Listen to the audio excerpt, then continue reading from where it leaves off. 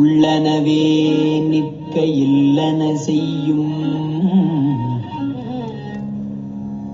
மையல் துளனி வெள்ளநல்லேனை விடுதி கண்டாய் வியன்மா தடக்கை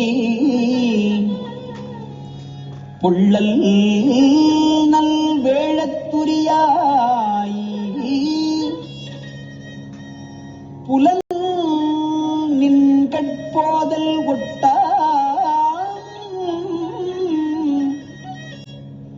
போதலொட்டா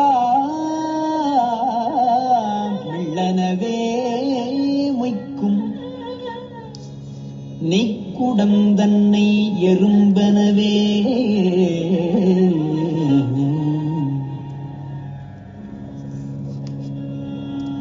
சிற்றம்பலம். அரம பார்வதி பதே அரர மகாதேவ.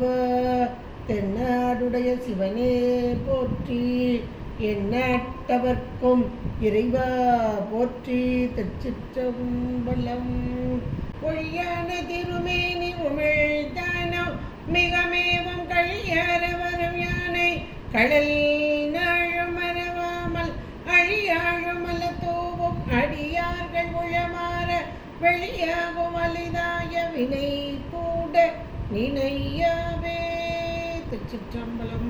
தில்லை கூத்தபெருமான் திருவடிகளை சிறமேற்கொண்டு குருமகா சன்னிதானங்கள் பொற்பாதம் பணிந்து அடியவர் பெருமக்கள் பொற்பாதம் பணிந்து இன்றைய திருவாசக சிந்தனையிலே நமக்கெல்லாம் நீத்தல் விண்ணப்பம்.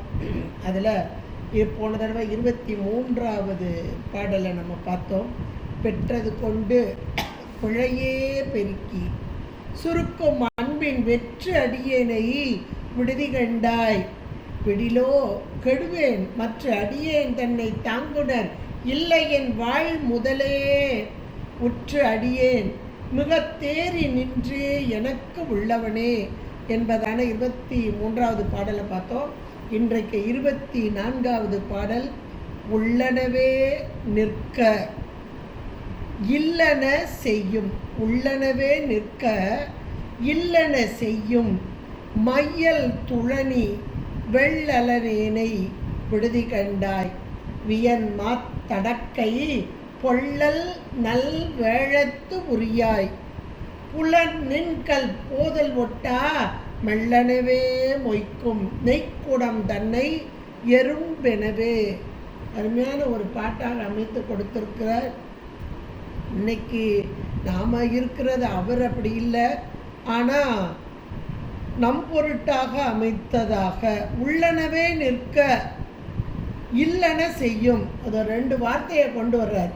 எது உள்ளன எது இல்லன என்ற மாத்திரத்தில் என்னைக்குமே நிலை பெற்று இருக்கக்கூடிய சிவப்பணிகள் எத்தனை எத்தனை இங்கே கொட்டி கொட்டி கிடக்கிறது பாருங்க. சிவ பூஜை செய்யலாம். சரி, பூஜை செய்ய நமக்கு முடியலை அப்படின்னா இறை வழிபாடு செய்யலாம். அதுக்கு எத்தனையோ நூல்கள் கொடுத்துருக்குறாங்க. படிக்கிறதுக்கு நல்ல ஆசிரியர்கள்லாம் வர்றாங்க, சொல்லி கொடுக்குறாங்க. எவ்வளவோ இருக்குது. எல்லாம் இது பூராமே எப்படி உள்ளன. உயிர் நித்த பொருள். இந்த உயிருக்கு ஊதியம் தரக்கூடிய செயல்கள் இவையெல்லாம் உள்ளன என்ற மாத்திரத்தில் ஒரு பிறவி இல்லை. இந்த பிறவியில் இந்த உடம்பு, இனி வரும் பிறவியிலும் அது அப்படியே இது தொடரும். ஏன்னா உயிர் நித்த பொருள், உயிரில் அப்படியே பதிவாகிரும் அந்த அறிவில். இந்த செயல்கள் எல்லாம் செயல்களுடைய புண்ணியங்கள். அதை செய்யக்கூடிய ஒவ்வொரு வினைக்கும் ஒரு புண்ணியம், பாவ புண்ணியம் உண்டு. இதெல்லாம் சிவ புண்ணியம். இந்த சிவ புண்ணியம் சதா காலமும் தொடரும். அதான் உள்ளனவே நிற்க அப்படின்னு. இதை நினச்சி பார்க்கும்போதே உண்மைக்கே இது நமக்கு தெரியல. அவ்வளவுதான். எது சிவ புண்ணியம், உலக புண்ணியம் ஒன்று இருக்குது. உலக புண்ணியம் செஞ்சால் அதுக்குரிய பலனை கொடுத்துட்டு அதை அழிஞ்சிடும். அந்த பலன் கொடுத்த மாத்திரத்தில் அந்த வினை அழிஞ்சிடும். ஆனால் சிவப்புண்ணியங்கள் அழியாது, உள்ளனவே என்றைக்கும். எவ்வளவு கால உயிர் நித்த பொருள் என்றைக்கு இருக்கு, அது வரைக்கும் இருந்துக்கிட்டே இருக்கும். அதுக்குரிய பலனை இன்னும் சொல்லப்போனால் இது எப்படின்னா, ஒரு பேங்க்கில் டெபாசிட்டை பண்ணிட்டோம்னா வட்டி வந்துக்கிட்டே இருக்குது பாருங்கள். டெபாசிட் அப்படியே அந்த ரூபாய் இருக்கும், அதுக்குரிய வட்டி மட்டும் அனுபவிச்சுட்டு, அது மாதிரி சிவபுண்ணியத்துடைய பலனை அனுபவிச்சுட்டே இருப்போம். சிவபுண்ணியம் இன்னும் இருந்துக்கிட்டே இருக்குது. அதனால தான் மீண்டும் மீண்டும் சிவபுண்ணியங்கள் செய்யுங்க. ஏன்னா உயிருக்கு ஊதியம் தரக்கூடியது. இதெல்லாம் இவ்வளவு இருக்குது. இதை சொல்லக்கூடிய நூல்களை நம்ம படிச்சுட்டு இருக்கோம். ஏராளமான நூல்கள் இந்த சிவபுண்ணியத்தை பற்றி எடுத்து சொல்கின்றன. நம்ம ஆசிரியர்கள் எடுத்து சொல்கிறாங்க, நம்ம அருளாளர்கள் அவங்க வாழ்ந்தே காண்பித்தார்கள். இந்த சிவ புண்ணியத்தை அந்த நிலையில் வாழ்ந்து காண்பித்தார்கள், வாக்காக மட்டுமல்ல வாழ்வாகவும். அப்போ அவங்களுடைய வழியை தேர்ந்தெடுக்கணும். நமக்கு சமயக்குறவர்களாக சந்தானக்குறவர்களாக இவர்களுடைய வழி இதான் குருமாருடைய வழி. அந்த குரு நமக்கு சொன்ன சொல் அதை வேத வாக்காக எடுத்துக்கொள்ள வேண்டும். அவர்கள் அதை அப்படியே போற்றி கடைப்பிடித்தார்கள். அந்த வழியில் நின்னா போதும். இப்போ நாவுக்கரசர் பெருமான் எடுத்துக்கிட்டிங்கன்னா எவ்வளவு விஷயங்கள் நாம் எப்படி வாழணும், எப்படி வழிபாடு செய்யணும் அப்படின்றத நமக்கு எவ்வளோ கொடுத்துருக்கிறாரு. அங்க மாலை ஒன்று எடுத்துக்கிட்டாலே போதும். இந்த அங்கம் கொண்டு உடம்பு கொண்டு நம்ம செய்ய வேண்டியது என்ன, இறைவனை எப்படி வழிபடணும் அப்படின்றத, உறவு கோல் நட்டு. இப்போ இதெல்லாம் அந்த இறைவனை நோக்கி செல்லக்கூடிய அந்த பாதையில் இருக்கக்கூடிய இதுதான் உள்ளனவேன்னு இருக்க. அப்போ இந்த அருளாளர்கள் நமக்கு கொடுத்துருக்குறாங்க. இதெல்லாம் ஞானசம்பந்த பெருமான் எத்தனை வாக்கு, அவங்களுடைய வாக்கெல்லாம் அப்படியே தலைமேல் கொள்ள வேண்டும். இதெல்லாம் நம்ம நடக்கிறதுக்காக உள்ள அறவுரைகள் அறிவுரைகள் என்பதாக. இதையெல்லாம் விட்டுட்டு அதை செய்கிறோம் அப்படின்னா உள்ளனவே இருக்க இவ்வளவு காரியங்கள்.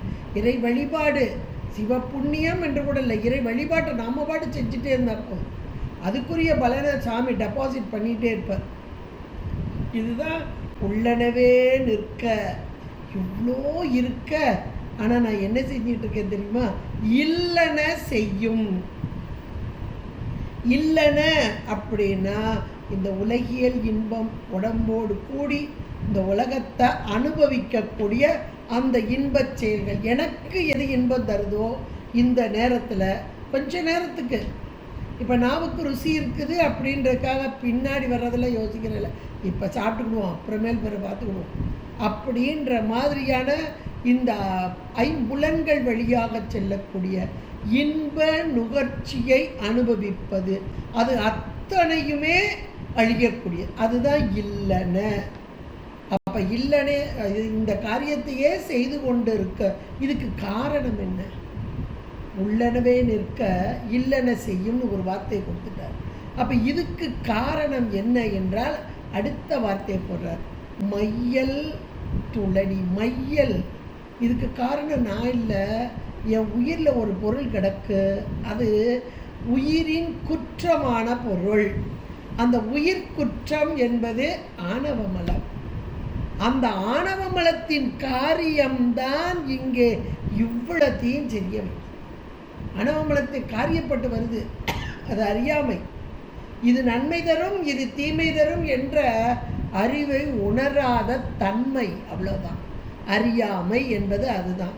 இது நன்மையான பொருள், இது தீமையான பொருள், இதை நான் செய்ய வேண்டும், இதை செய்யக்கூடாது என்ற உணர்வு இல்லாமல் இருப்பதற்கு ஒரே காரணம் மையல்.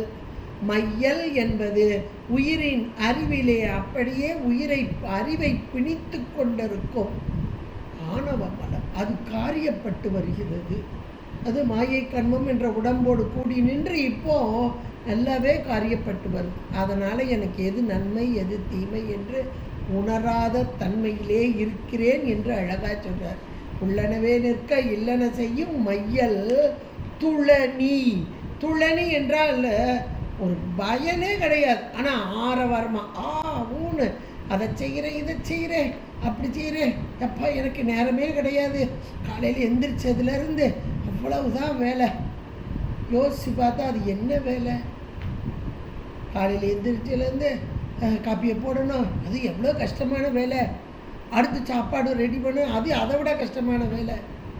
இன்னைக்கு நிலையில், ஒரு காலத்தில் நம்ம அம்மா நம்ம பாட்டி அவங்கெல்லாம் செஞ்ச சமையல் என்ன, இன்றைக்கி இப்படி திறந்தோடனே எரியும். அந்த காலத்தில் எப்படி எரிய வச்சாங்கன்னு உங்களுக்கு தெரியும். இப்போ அவங்க சொன்னால் பரவாயில்ல, அவங்க ஒரு நாள் அழுத்துக்கிடலை, நம்ம தான் அழுத்துக்கிறோம். ஐயோ காலைல எழுந்திரிச்சு நீ காப்பியை போடணும், டீயை போடணும், ஐயோ டிஃபனுக்கு என்னன்னு பார்க்கணும். 10 நிமிஷத்தில் செய்கிற வேலை. ஆனால் அது ஒரு பெரிய ஆரவாரமாக ஆர்ப்பாட்டமாக அப்பா எப்பா அப்படின்ட்டு ஊன்னு ஆரவாரமாக செய்கிற பாருங்க, அதுதான் துளனி.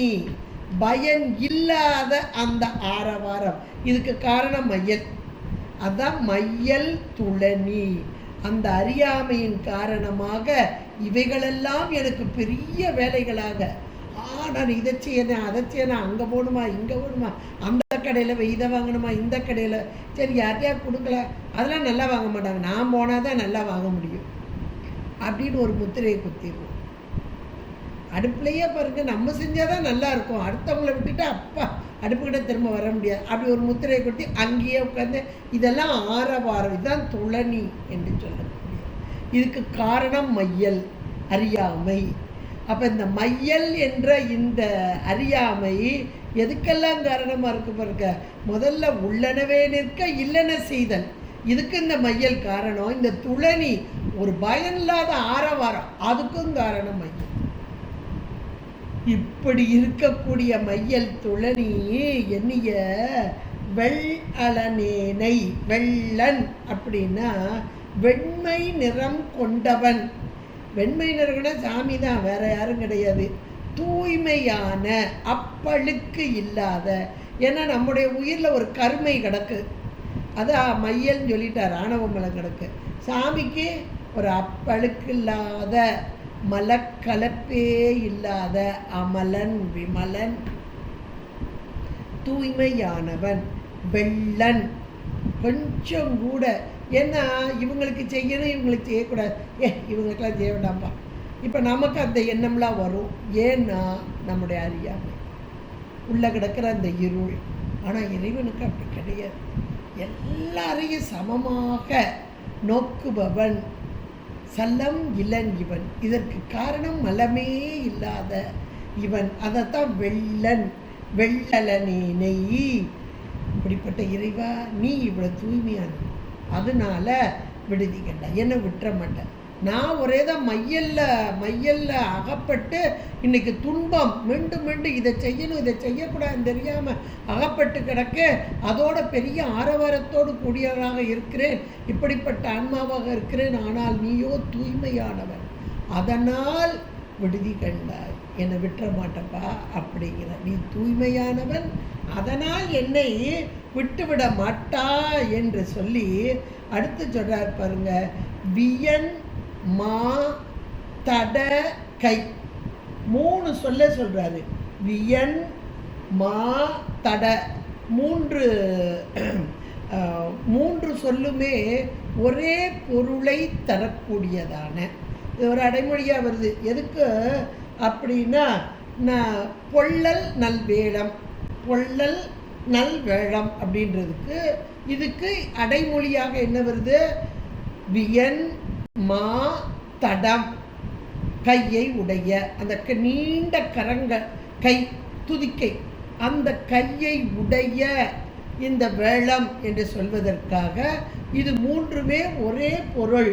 என்ன பொருள்? பெரிய நீண்டதான பெரிய துதிக்கையை உடைய என்ற ஒரு பொருள்.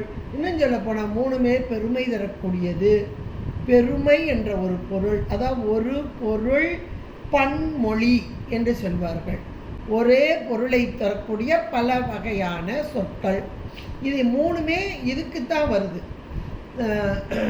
எதுக்கு வருது அப்படின்னா, நீண்ட துதிக்கை, அந்த துதிக்கைக்கு இங்கே பெருமை சேர்க்கும் வண்ணமாக 3 சொற்களுமாக இங்கே வருகிறது. வியன் மா தட, கையை உடைய என்று. வேளம் மிகப்பெரிய வேளமாக இருக்கிறது. இந்த வேடம் எங்கே இருந்து வந்தது அப்படின்னா அந்த தார்காவனத்து ரிஷிகள் செய்த அந்த வேள்வியிலிருந்து வந்தது. கரிய பெரிய யானை ஒன்று வெளிவந்தது. அப்படி இந்த யானை எப்படிப்பட்டது அப்படின்னா, பொதுவாக நமக்கு இந்த முருகப்பெருமான்லாம் சொல்லும்போது அவருக்கு 3 வாகனம் என்று சொல்வார். ஆணவமலம் கொண்ட மயில் ஒரு வாகனம் என்று சொல்வார்கள். கண்மமலம் கொண்ட யானை ஒரு வாகனம் என்று சொல்வார். மாயாமலம் கொண்ட ஆடு ஒரு வாகனம் என்று சொல்வார். 3 மலங்களையும் தனக்குரிய பொருளாக, மலமே அந்த பொருள் மலமாக இருந்தது, ஆனால் மலத்தை நீக்கி தனக்குரிய பொருளாக கொண்டார் அப்படின்னு. அதாவது அசுர குணம் கொண்டதை சுர குணமாக, நல்ல குணம் கொண்டதாக, தேவகுணம் கொண்டதாக ஆக்கி கொண்ட முருகப்பெருமான் என்று சொல்வார். அதில் யானை அப்படின்போது கண்மத்துக்கு தான் ஈடாக சொல்வார். இந்த யானைக்கிட்ட ஒரு பெரிய ஒரு பண்பு, ஒரு குணம் என்னென்னா, எப்போ சாப்பாடு கொடுத்தாலும் எனக்கு போதும் வேண்டான்னு சொல்லாது. சாப்பாடு எப்போ கொடுத்தாலும் மீண்டும் மீண்டும் மீண்டும் உண்டு கொண்டே இருக்கும். இது எதை போன்றது என்றால், உயிர்களாகிய நாம் சதா காலமும் கண்மம், இந்த வினை என்பது மீண்டும் மீண்டும் நம்மளை சார்ந்து கொண்டே இருக்கிறது. எப்பெல்லாம் அப்படின்னு பார்த்தா, சரி நடமாடும்போது பேசும்போது பேச்சில் ஒன்று வருது, ஒரு செயலில் வருது, வினை வருதுங்களா. சும்மா ஒன்றுமே செய்யலைங்க, உட்காந்து தாங்க இருந்தேன், ஆனால் வினை ஏறுதுங்காங்க. அது எப்படின்னா, நீ உட்காந்தான் இருந்த, உன் மனசு எங்கெல்லாம் போய்கிட்டு இருக்க, ஐயோ இவன் இப்படி செஞ்சுட்டானே, இவன் இப்படி செஞ்சுட்டானே, இவனை இப்போ நான் இப்படி செஞ்சு, அந்த எண்ணங்கள் பாருங்கள், இது கூட வினைகளாக போகுதா. அப்போது இந்த வினை ஈட்டம் என்பது மனம் வாக்கு காயம் 3 நாளும். இந்த வாக்கு காயம் இதை நிறுத்தினாலும் மனதை நிறுத்த முடியாது. எல்லா நேரங்களும் அது சுற்றி சுழன்று கொண்டு இருக்கிறது. அப்போ அந்த வினை என்பது மீண்டும் மீண்டும், எப்படி ஒரு யானையானது மிகப்பெரிய உருவமாக இருப்பது மட்டுமல்ல, உணவை சதா காலமும் உண்டு கொண்டே இருக்கும். அதுபோல இந்த ஆன்மா வினை ஈட்டம் என்பது சதா காலமும் நடைபெற்று கொண்டு இருக்கிறது. இந்த வினைகளுக்கு சொல்லும்போது கடல் அலை, என்னைக்கு அலை போகிறது, என்னைக்கு என்னுடைய வினை நீங்குவது என்று கூட சொல்வார்கள். அவ்வளவு மீண்டும் மீண்டும் மீண்டும் மீண்டும் மீண்டுமாக வந்து வந்து வந்து வந்து உயிர்களை பந்தித்து கொண்டிருப்பது தான் வினை. இந்த வினை நீக்கம் என்பது, வினை என்பதை உணர்வது கஷ்டம். எப்படி ஏறுறது அப்படின்றது கூட இந்த இப்போ பாருங்கள், மனதால் நான் நினச்சி கூட பார்க்கலையே எப்படி வரணும். மனசால் ஒரு சின்ன கீற்று, ஒரு துளி இருந்தால் கூட அது வினையில் போய் நின்றும் அப்படிங்கிறாங்க. இதெல்லாம் யோசித்தாலே நம்ம பயந்து நடுங்கிறோம். அதைத்தான் இங்கே வேழமாக அந்த தார்காவனத்து ரிஷிகள் அவர்களுடைய கண்மமெல்லாம் திரண்டு வெளிவந்து மதம் கொண்ட யானையாக திரண்டு வந்து கரிய பெரிய யானையாக வந்தது. அதுதான் அப்பர் பெருமான் முதல் பதிகத்தில் கடைசி பாடல் இருக்கார். பொத்தாயங்கோரானையின் ஈருரித்தோ அப்படின்னு சொல்வார். அது மதம் கொண்ட யானையாக. ஆனாலும் இறைவன் அதை அப்படியே மத்தகத்தில் தன்னுடைய திருவடியை பதித்து, இப்போ திருவடி சார்பு பெற்று, அப்புறம் அந்த தோலை உரிச்சு போர்த்திய மாத்திரத்தில் இவர் இந்த இறை சார்பு பெரும் வாய்ப்பு யாருக்கு கிடைச்சது? இந்த தோலுக்கு கிடைச்சது, இறை சார்பு கிடைச்சது. அதனால் இப்போ இந்த இடத்துல ஒரு வார்த்தை கொடுக்காங்க பாருங்க. முதல்ல 4வது வரியில வியன் மா தட, பெரிய என்பதான ஒரு பொருள் கொண்ட கை, அந்த நீண்ட துதிக்கை உடையது அப்படின்னு சொன்னாங்க. அடுத்தாப்புல பொள்ளல் நல்வேழத்து அப்படின்னு, பொள்ளல் நல்வேழத்து என்ற மாத்திரத்தில் இது ஒரு நல்வேளமா அப்படின்னு ஒரு கேள்வி வரலாம். இது வினை, அந்த தார்காவனத்து ரிஷிகள் செய்த அந்த யாகம், அந்த தீயிலிருந்து புறப்பட்டு வந்தது. அப்போ இது நல்வேளமா என்றால் கிடையாது. அவர்களுடைய வினையெல்லாம் சேர்ந்து கரிய பெரிய யானை அதுலேயும் வெளியே வருது.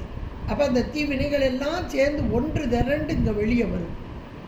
ஆனாலும் இங்கே மாணிக்கவாசக பெருந்தகையார் இதை நல்வேளம் என்கிறார். ஒரு பெரிய துதிக்கையில் நீண்ட துளை, பொள்ளல் அப்படின்னா துளையை உடைய, அந்த துதிக்கையில் இருக்க துளை, இது வழியாகவும் இது மூச்சு எடுக்கக்கூடியது. இவ்வளோ பெரிய துளை, அதுக்கு நீண்ட கை மட்டும் இல்லை, அந்த துளையும் பெரியதாக இருக்கக்கூடியது அப்படிம்பாங்க. இப்போ இந்த இடத்துல நல்வேளம் என்ற மாத்திரை, அது என்னங்க நல்ல வேளம் அப்படின்னா, இது அங்கிருந்து வந்தாலும் அவர்களுடைய வினை முழுக்கமாக வந்தாலும் அந்த வினைகளையெல்லாம் தீர்த்து இறைவன் இந்த வேளத்தை ஏற்றுக்கொண்டார். இறை சார்பு பெற்றதுவர் யாருக்கு கிடைக்கும்? இந்த வினைகளை ஏற்றுக்கொள்ளுதல் அப்படின்றது யாராலையும் முடியாது. வினை வயப்பட்ட பசுக்களால் இயலாது. வினை வயப்படாத பதியால் மட்டுமே உண்டு. இப்போ வினை பயமே இல்லாத, மலக்கலப்பே இல்லாத இந்த இறைவன். அதனால தான் முதல் வார்த்தை வெள்ளல் அப்படின்னு. வெள்ளன் என்றால் தூய்மையான, மலக்கலப்பே இல்லாத. இவனால் தான் இந்த வேலையை செய்ய முடியும். இப்போ நம்ம வினைகள் எவ்வளவு ஒரு நெருக்கமாக அன்பாக இருந்தால் கூட ஒருவருடைய வினையை இன்னொருவர் வாங்குவதற்கு நமக்கு அதிகாரம் கிடையாது. இறைவனோ எல்லாருடைய வினைகளையும் தனதாக்கி கொள்ளுவான். அதை சொல்கிறது தான் இந்த யானையை உரித்து போர்த்துதல் என்று சொல்லக்கூடியது. இப்போ இந்த யானை வினையின் அப்படியே முழுக்க வினையின் வடிவாகத்தான் வந்தது. ஆனால் இறை சார்பு பெற்றதால் வினை நீக்கம் பெற்றது. அதனால் இது நல்வேளம் என்று சொல்கிறார். பொள்ளல் நீண்ட துதிக்கையையும் பெரிய துளையையும் உடையதான பெரிய யானை, அந்த யானையின் அந்த வேளம், அந்த நல்வேளம், அதனை அப்படியே உரித்து வேளத்து உரியாய். அப்போ இதை உரிக்கக்கூடிய தன்மை அல்லது ஆற்றல் யாருக்கு இருக்குன்னா சாமிக்கு. உரிக்கும் ஆற்றல் வேளத்து உரியாய். இப்படிப்பட்ட யானையின் தோலை உரித்து இன்னொன்று ஏற்றுக்கொள்ளுதல். உரிக்கிறது மட்டும் இல்லை, ஏற்றுக்கொள்ளுதல். இந்த ஏற்றுக்கொள்ளுதல்ன்றது இன்னைக்கு சயின்டிஃபிக்கல் படியாகவே அதை சொல்கிறாங்க. யானையுடைய தோல் அப்படி இப்போ உரித்த மாத்திரத்தில் அதில் ஃப்ளஷ் பார்ட்டு அதோடு ஒட்டி தான் வரும். அது பயங்கரமான பாய்சன். அப்படி இதை எந்த காலத்திலேயே மெய்ப்பொருள் நம்ம இப்போ படிக்கிறது அது முழுக்க உலகியல், இது அருளியல், இது விஞ்ஞானம், அது மெய்ஞானம். நாம் இப்போ படிக்கிற மெய்ஞானம், அது விஞ்ஞானம். விஞ்ஞான பூர்வமாக எத்தனை விஷயங்கள் இன்னைக்கு நிரூபிச்சிட்ருக்காங்க. எந்த காலத்திலேயோ நமக்கு மெய்ஞானத்தில் இது சொல்லப்பட்டு இறைவனால் மட்டும் முடியும். எப்பேற்பட்ட நஞ்சையும் இவரின் ஏற்றுக்கொள்ளும் போது அமுதமாக மாறும். அதுதான் கண்டத்தில் இருக்க நஞ்சு, அதுதான் இங்கே உரித்து போர்த்துவதும் அதுதான். அப்போ வினை கூட்டங்கள் அதனால் வரும் இன்பதுன்பம் இன்னைக்கு நாம் அனுபவிச்சுட்ருக்கோம். ஆனால் இறை சார்பு பெற்ற போது அத்தனை வினைகளையும் அவன் ஏற்றுக்கொள்ளுவான் அப்படின்ற ஒரு பெரிய கான்செப்டத்துக்கு இங்கே வச்சிருக்கிறாரு மணிவாசக பெருந்தகையார். நாம் இன்னைக்கு வினை எப்படி போகும், இந்த வினை நீங்குமான்னு பயந்து நடுங்கிக்கிட்டு இருக்கோம் பாருங்க. இந்த நடுக்கம் நம்மகிட்ட நீங்கணும்னா உண்மையிலேயே இறைவனை பற்றி கொண்டால் நமக்கு வராது. ஒரு சின்ன குழந்தை, அதாவது தனக்கென்ற அறிவு வளராத ஒரு குழந்தை, நான் அப்படின்ற ஒரு எண்ணம் வளர்ந்துட்டு அப்படின்னா நான் செஞ்சுருவேன், எனக்கு தெரியும் அப்படின்னு இந்த குழந்தை சொல்லிச்சுன்னா அதுக்கு ஒன்றும் செய்ய முடியாது. எனக்கு ஒன்றும் தெரியாது, அம்மாவே எல்லாம் பார்த்துருவா அப்படின்னு உட்காந்து அடைக்கலமாக, இதுதான் அடைக்கலம் முழுக்க அவனே அப்படின்னு இருக்கிற ஆன்மாக்களுக்கு இறைவன் பார்த்துக்கணும். இந்த விடையை எல்லாம் அவன் ஏற்றுக்கொள்வான். இதுதான் நிம்மதியாக இருக்கிறது என்று. மனக்கலக்கம், துன்பம், இதற்கு காரணம் வினையின் வழியாக இந்த துன்பம் வருவோம் அந்த துன்பம் வருவோம் என்ற ஒரு பயம். இந்த பயம் நீங்கணும்னா முழுக்க இறைச்சார்பு. முழுக்க இறைச்சார்பு என்பது மனதால் முழுக்க இறைவன் இவனை தவிர எனக்கு வேற கிடையாது, எதுவுமே கிடையாது. பற்றுக்கோடு பற்று எனக்கு இன்றி நின் பாதமே அப்படின்னு அங்கே பற்றி கொண்டால் நம்முடைய வினைகளை எல்லாம் அவன் ஏற்றுக்கொள்வான்ற வார்த்தை தான் இது. பொள்ளல் நல் வேளத்து உரியாய் இவ்வளவு ஆற்றல் கொண்ட நீ, நான் எப்படி இருக்கிறேன் தெரியுமா? புலன் நின் கற்போத ஒட்டா. ஆனால் என்னுடைய நிலைமை எப்படி இருக்குது தெரியுமா? ஐம்புலன்கள், இன்னைக்கு ஐம்புல சார்பு. எதுக்காக? இந்த மையல் கொண்டிருக்கேன் இல்லையா? மையல்ன்றது அறியாமை, ஆணவமலம். அந்த ஆணவமலை சார்பு பெற்றதால் இங்கே ஐம்புலன்கள் இன்றைய சேர்த்து வைக்கப்படுது. எது? மாயா காரியம் வினைக்கு ஈடாக சேர்த்து வைக்கப்படுது. அப்போ புலன், இந்த ஐம்புலன்கள் நின்கண் போதல் ஒட்டா, உங்ககிட்ட சேர்ந்துட்டா தான் எனக்கு வினையினால் வரக்கூடிய பயம் இல்லையே, சேர விட மாட்டேங்குதே. எவ்வளோ அருமையாக கொண்டு வர்றாரு பாருங்க அந்த வார்த்தையை. புலன் நின்கல் போத ஒட்டா. இந்த புலன்கள் அத்தனையும் மாயையின் காரியமாக எனக்கு சேர்த்து வைக்கப்பட்டிருக்கு. எதுக்காக?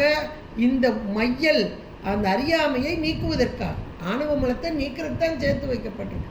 ஆனால் இதே ஆணவ மலம் இந்த 5 புலன்களையும் தனதாக்கி கொண்டு மீண்டும் மீண்டும் மீண்டும் ஒன்னைய சார விடாம உலகத்தை சார்ந்து அங்கேயே போய் அது எப்படியா?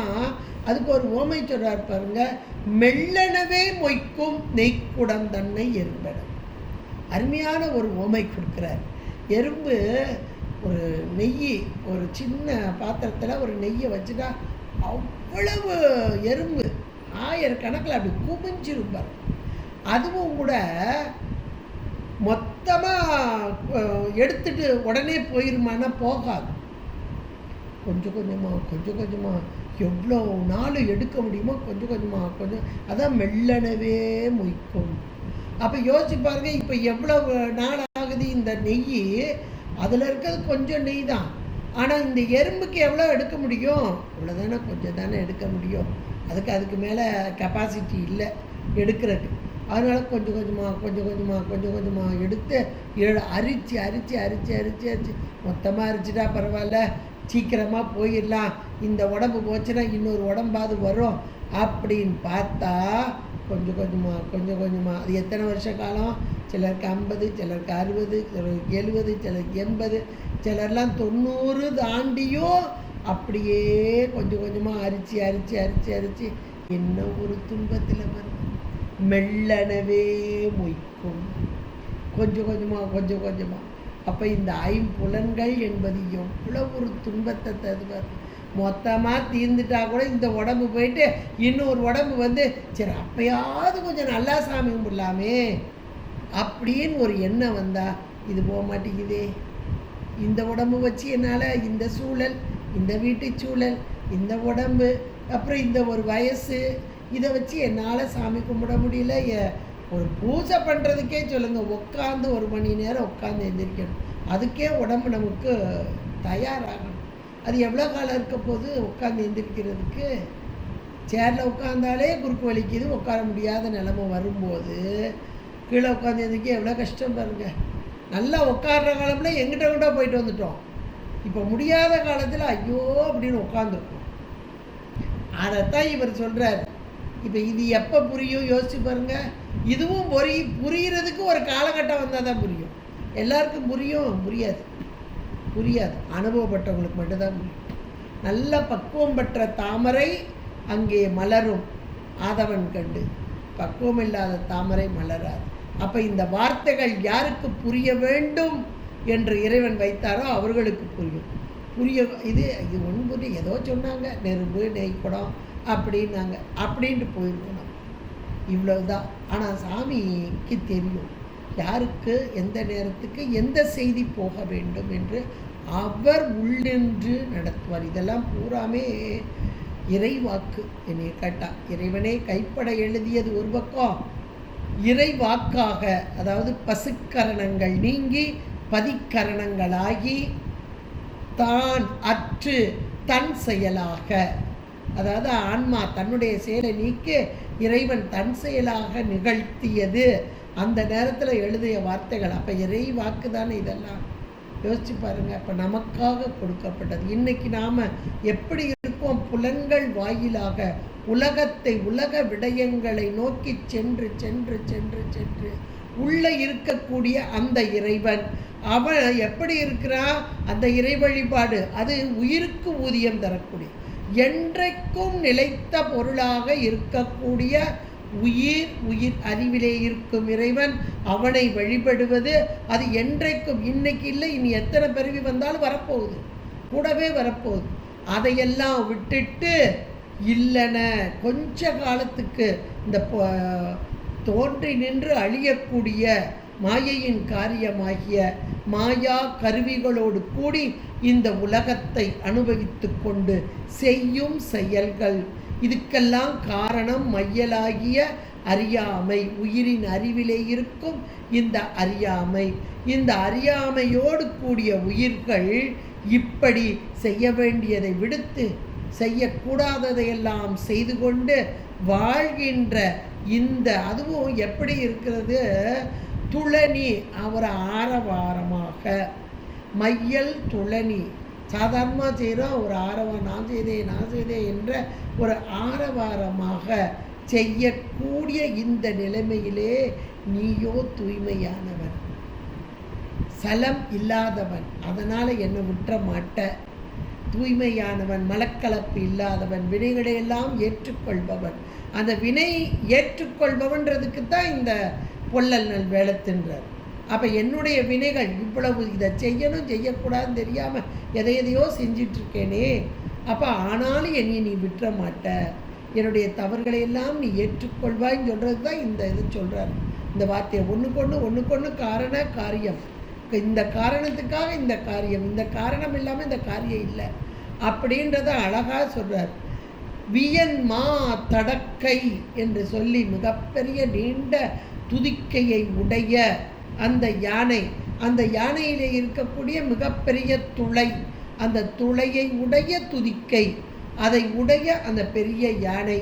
அந்த யானை எங்கிருந்து வந்தது? தார்காவனத்து ரிஷிகளுடைய வேள்வியிலிருந்து வந்தது. அவர்களுடைய வினை அத்தனையும் இந்த யானையின் வடிவமாக வந்தது. அந்த யானையையே அத்தனை வினைகளையும், அவர்களுடைய வினைகளை எல்லாம் அப்படியே நீக்கி அதை உரித்து வெளுத்து உரியாய். அப்போ உரித்து நீ ஏற்றுக்கொண்டாய், உரித்து ஏற்றுக்கொண்டாய். அப்போ எவ்வளோ பெரிய கருணை பாருங்க. அந்த வினைகளை எல்லாம் தான் ஏற்றுக்கொள்வதற்கு ஒரு தகுதி வேணும். அந்த தகுதி தான் வெள்ளலனை என்பது. அப்போ இறைவனால் அத்தனை வினைகளையும் ஏற்றுக்கொள்ள முடியும் அப்படின்னு சொல்லிட்டு, அப்பா நான் எப்படி இருக்கேன் தெரியுமா? புலன் நின்கள் போத ஒட்டா ஒன்றா போய் சாருது. அந்த உள்ளனவே செய்யணும் இல்லையா? இறை வழிபாடு செய்யணும், இறை நாமத்தை சொல்ல வேண்டும், அல்லது இறைவனுக்குரிய துதிகளை பாட வேண்டும், அல்லது இறைவனுக்குரிய சேவை செய்யணும். இன்னைக்கு உழவாரப்பணி எவ்வளோ செய்கிறாங்க பாருங்க. அதுக்கும் போக முடியல, ஒரு பாட்டு கிளாஸ்க்கு போக முடியல, சரி வீட்டில் உட்காந்து பாடலைனாலும் போக முடியலை, எவ்வளவு வருது பாருங்க. அப்படிப்பட்ட புலன் நின்கண் போத ஒட்டா உங்ககிட்ட போய் முடியாமல். ஆனால் எப்படி இருக்குது? இந்த ஒரு நெய் குடத்தை எறும்புகளெல்லாம் மொச்சு மொச்சு மொச்சு மொச்சு அது உடனே அவ்வளோத்தையும் எடுத்துருமானா எடுக்காது. அதனுடைய தகுதி கொஞ்சோண்டு எடுக்கிறது தான். கொஞ்சம் கொஞ்சமாக அரிச்சு அரிச்சு அரிச்சு அரிச்சு மொத்தமாக அரிச்சிடும். அது வெகு காலமாக அரித்து. இந்த வெகு காலம் அரித்தல் என்பது எதற்காகனா வினைக்கு ஈடாக, நாம் செஞ்ச வினைக்கு ஈடாகத்தான் இவ்வளவு காலம் இருக்க வேண்டும் என்று இறைவன் கால நியதி திட்டம்படி போட்டு வச்சிருக்க உடம்பு இவ்வளோதான். அதுக்காகத்தான் இந்த வார்த்தை சொல்லப்பட்டிருக்கு. அந்த மெல்லனவே என்ற ஒரு வார்த்தை அதுக்கு தான். என்ன கஷ்டம்ப்பா சாமி, இதுக்கு மேலே வைக்கக்கூடாது, எடுத்துடணும் அப்படின்னு எத்தனையோ பேர் ரொம்ப துன்பத்தில், அதாவது உடலில் அவ்வளோ வியாதி வரும்போது அந்த துன்பத்தில் சொல்லுவாங்க சிலர்லாம். ஆனால் இறைவனுடைய கணக்கு என்ன இருக்கோ தெரியாது இல்லையா? அதுதான் மெல்லனவே மொய்க்கும். மெதுவாக மொய்க்குதே, மொத்தமாக போயிட்டுன்னா இன்னொரு பிறவி வந்துச்சுன்னா அதுலேயாவது சாமியை நல்லா கும்பிடலாமே அப்படின்னு ஆதங்கமாக இருக்கும். ஆனால் ஒரு டன் கணக்கில் செஞ்சு வச்சுருக்கோமே வினைகள், அது பூரா இன்னைக்கு நமக்கு வந்துக்கிட்டு இருக்குதே. அப்போ இந்த வினைகள் அவங்கிட்ட போய் சேரணும்னா அவனை வழிபடணுமே. அங்கே போய் வழிபட முடியாமல் இந்த புலன்கள் எல்லாம் இங்கே உலகியல்ல நமக்கு உலக மயக்கத்திலே திளைத்து கிடக்கிறதே அப்படின்னு ஒரு ஆதங்கமாக சொல்லக்கூடிய நமக்காக இன்னைக்கு நம்ம நிலைமை அப்படித்தான் இருக்குது. ஒவ்வொரு நாளும் ஆகா இவ்வளோ நேரம் வேஸ்ட்டாக பண்ணிட்டேன், 2 பாட்டு பாடினா கூட நல்லாயிருக்கும், எங்களுக்கு இந்த மரத்தமாக ஒய்யாமல் தான் சொன்னார். ஒரு 2 நிமிஷம் யாராவது ஒருத்தருக்கு ஒருத்தர் பேசிட்டோம் அப்படின்னா கூட எதுக்கு கண்ட வச்சல பேச்சு பாடுங்க புஸ்தத்தை, ஒன்று தெரியாது ஒருத்தருக்கும் புஸ்தத்தை எடுத்து திருப்புங்க. அந்த உட்காந்துருக்க ஒரு நிமிஷத்தில் கூட வீட்டு பேச்சு வந்துடக்கூடாது. இல்லை இப்போ நாங்களை யோசிக்கிறோம், ஆகா அந்த நேரம் கூட நாங்கள் கோவப்பட்டோமோ பட்டிருக்கோம், இவங்க என்ன ஒரு பேச்சு பேச விட மாட்டேங்கிறாங்களே அப்படி. ஏன்னா வீட்டில் இருக்க கஷ்டத்தில் அங்கே கொண்டு வந்து யார்ட்டையாவது கொட்டுறது, அந்த கொட்டாதீங்க அப்படி தான் சொல்லுவாங்க. உண்மைக்கே அந்த வார்த்தைகள் எவ்வளோ சத்தியமான வார்த்தைகள். இப்போ மாணிக்க வாசகர் அதைத்தான் சொல்கிறாரு முழுக்க. அதை கொண்டு வந்து மற்றவங்க வாங்குறதுக்கு தகுதி இல்லையே, வினைகளை கொட்டினா வாங்குறதுக்கு தகுதி இல்லையே. அப்போ யார்கிட்ட கொட்டணும்? இறைவன்கிட்ட கொட்டணும். இந்த புலன்களெல்லாம் இங்கே தானே போகுது, இறைவன்கிட்ட போய் சேர முடியலையே அப்படின்னு ஆதங்கமாக சொன்ன ஒரு அற்புதமான ஒரு பாடல். இந்த பாடலை பாடினாலே போதும், நமக்கு வேறு ஒன்றும் செய்ய வேண்டாம். பாடலை பாட அதான் திருவாசகம் வினை நீக்கும். இன்னைக்கு நிறைய பேர் சொல்லிக்கிட்டு இருக்கிறாங்க, உண்மை அதுதான். வினை நீக்கும்னா எந்த வகையில் ஏன்னு நமக்கு தெரியாது, எங்கெங்கேயோ சேர்த்து வச்சுருக்கோம் வினையை. 3 கரணங்களாலும் வரக்கூடிய வினை நம்முடைய புத்தி தத்துவத்தில் டன் கணக்கில் உட்காந்து கிடக்கு. அப்போ அந்த வினைகள்லாம் நாம் நீக்க முடியாது, நீக்கிறதுக்கு இறைவன் வரணும். இறைவன் கைப்பட எழுதிய இந்த திருவினது வாசகம் இதை சொல்ல வினைகள் தானாக நீங்கும். வினை நீங்க இங்கே ஒரு பொருள் உட்காந்து கிடக்கு மையல்னு அறியாமல், அது தானா அப்படியே அழுத்தப்படும். இவ்வளோ ப்ராசஸ் நடக்குது இதனால அப்படின்றத இந்த ஒரு பாட்டில் வச்சு ரொம்ப அழகாக சொல்கிறார். இந்த சிவபுண்ணியங்கள் என்பதை நாம் செய்ய வேண்டும், மீண்டும் செய்ய வேண்டும். இந்த உலகத்தில் இந்த உடம்போடு கூடி வாழக்கூடிய இந்த காலத்தில் ஒரு நொடி கூட வீணாக்காமல் சிவபுண்ணியங்கள். அதை சிவபுண்ணியம் என்பது இங்கே நாம் பாடுறது, கோவிலுக்கு போகிறது எல்லாம் சிவபுண்ணியம்தான். நம்மகிட்ட பொருள் இருந்தால் அந்த பொருளை சிவபுண்ணியமாக்குங்க. உலக புண்ணியமாக்குனா அதுக்குரிய பலனை கொடுத்துட்டு உடனே முடிஞ்சு போச்சு.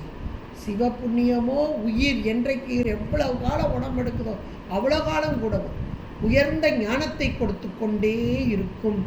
அதனால் உள்ளனவே நிற்க இல்லன செய்யும் மையல் துளனி வெள்ளலனேனை விடுதி கண்டாய் வியன்மா தடக்கை பொள்ளல் நல்வேளத்து உரியாய் புலன் நின்கண் போதல் ஒட்டா மெல்லனவே மொய்க்கும் நெய்க்குடம் தனை எறும்பு எனவே என்று மிக அருமையாக ஒரு பாடலாக்கி தந்திருக்கிறார்.